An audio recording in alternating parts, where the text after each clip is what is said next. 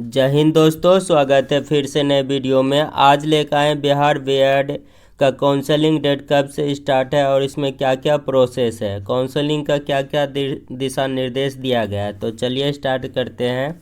इसमें दिया है office of the state nodal officer, nodal university Lalit Narayan Mithila university. तो काउंसलिंग के लिए क्या क्या दिशा निर्देश दिया गया है ये हम जानेंगे। इसमें 9 इम्पोर्टेंट दिशा निर्देश दिया गया है। अब देखेंगे काउंसलिंग डेट कब से स्टार्ट है। काउंसलिंग डेट है 11/7/2024 से लेकर 20/7/2024 तक करना है। तो पहला दिशा निर्देश में देखेंगे क्या है। तो इसमें दिया हुआ है 2 वर्षीय बीएड कोर्स या शिक्षा शास्त्री में प्रवेश लेने के इच्छुक सभी सफल आवेदकों के लिए काउंसलिंग के लिए पंजीकरण करना आवश्यक है। यानी कि पहले काउंसलिंग के लिए इसको रजिस्ट्रेशन करना होगा। फिर नंबर 2 में है, यह भी ध्यान रखेंगे कि महाविद्यालयों का चयन एवं वरीयता एक बार ही प्रक्रिया होगी।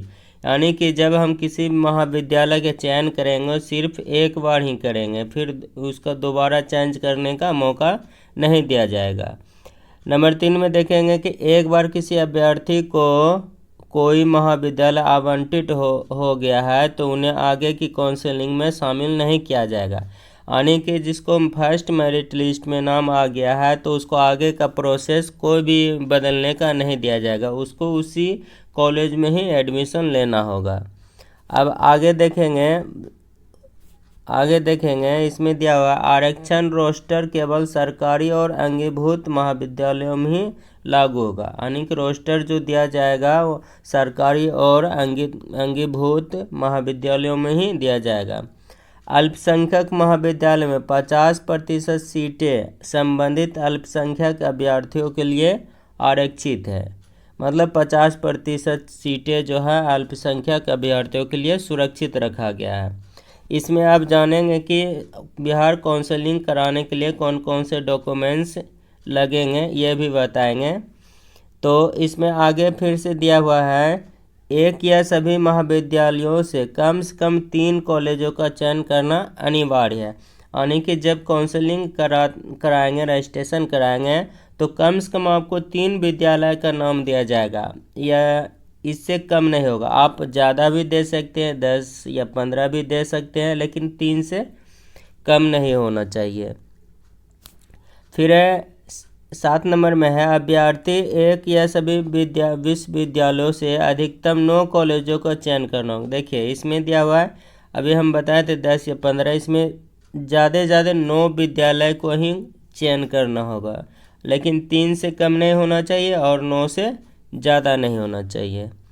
8 नंबर में फिर दिया हुआ है, 8 नंबर में दिया है अल्पसंख्यक आवेदकों यानी कि मुस्लिम या ईसाई को संबंधित अल्पसंख्यक कॉलेजों में से किसी एक विश्वविद्यालय से कम 1 कॉलेजों का चयन करना होगा। यानी कि अल्पसंख्यक जो है मुस्लिम और ईसाई है उसको कम से कम ये इसका जो अल्पसंख्यक कॉलेज है कम से कम उसमें 1 कॉलेज का नाम ही देना जरूरी है। जैसे कि 9 कॉलेज का देंगे तो उसमें 1 कॉलेज का अल्पसंख्यक का देना ही जरूरी है। अब 9 नंबर में है, शुल्क जमा हो जाने के बाद किसी भी परिस्थिति में वापस नहीं होगा। यानी कि एडमिशन शुल्क जमा हो जाने के बाद आपको वापस मिलने का कोई चांस नहीं रहेगा। यदि आप चाहते हैं कि एडमिशन हम कैंसिल कराएंगे तो फी माफ़ होगा, फी माफ़ होने का कोई चांस ही नहीं है। अब देखेंगे कि काउंसलिंग के बाद कौन कौन सा डॉक्यूमेंट्स लगेंगे, आगे हम देखेंगे। काउंसलिंग के बाद डॉक्यूमेंट्स लगने वाले हैं, पहला नंबर में है परीक्षार्थी का आधार कार्ड, यानी जो विद्यार्थी है उसका आधार कार्ड लगेगा। 10वीं कक्षा का अंक प्रमाण पत्र यानी कि मार्कशीट, 12वीं कक्षा का अंक प्रमाण पत्र एवं प्रमाण पत्र प्रोविजनल, ग्रेजुएशन का अंक पत्र एवं प्रमाण पत्र होना चाहिए। साथ ही साथ CLC का सर्टिफिकेट भी होना चाहिए और इसमें निवास प्रमाण पत्र, जाति प्रमाण पत्र, बीएड का एडमिट कार्ड जो टेस्ट एग्ज़ाम के लिए निकाले गए थे वो, बीएड का स्कोर कार्ड यानी कि रैंक कार्ड, बीएड के लिए जो रैंक कार्ड आया हुआ था वो स्कोर कार्ड आपको जमा देना होगा। चालू मोबाइल नंबर देने से आपको कोई भी किसी तरह का मैसेज होगा तो आपको सूचना दिया जाएगा। साथ ही साथ इसमें पासपोर्ट साइज का 4 फोटो लगेंगे।